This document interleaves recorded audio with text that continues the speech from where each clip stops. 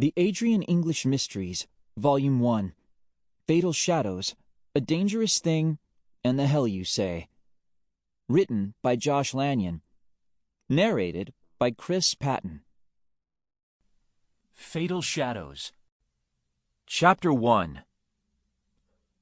Life will show you masks that are worth all your carnivals. Ralph Waldo Emerson. Illusions. Cops before breakfast, before coffee even, as if Mondays weren't bad enough. I stumbled downstairs, unlocked the glass front doors, shoved back the ornate security gate, and let them in. 2 plainclothes detectives. They identified themselves with a show of badges. Detective Chan was older, paunchy, a little rumpled, smelling of Old Spice and cigarettes as he brushed by me. The other one, Detective Riordan, was big and blonde, with a neo-Nazi haircut and tawny eyes. Actually, I had no idea what color his eyes were, but they were intent and unblinking, as though waiting for a sign of activity from the mouse hole. "I'm afraid we have some bad news for you, Mr. English," Detective Chan said as I started down the aisle of books toward my office. I kept walking, as though I could walk away from whatever they were about to tell me.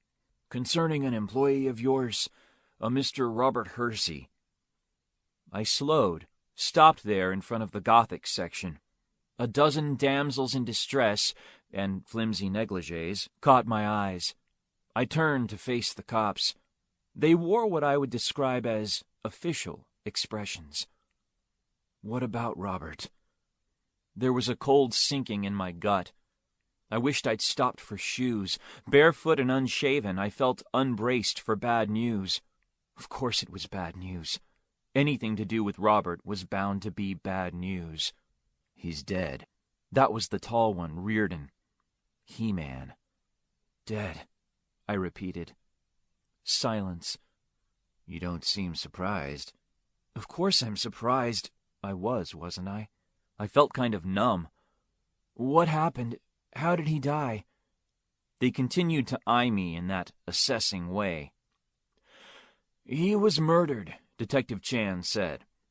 My heart accelerated, then began to slug against my ribs. I felt the familiar weakness wash through me. My hands felt too heavy for my arms. "I need to sit down," I said. I turned and headed back toward my office, reaching out to keep myself from careening into the crowded shelves. Behind me came the measured tread of their feet, just audible over the singing in my ears. I pushed open my office door, sat heavily. Sample complete. Ready to continue?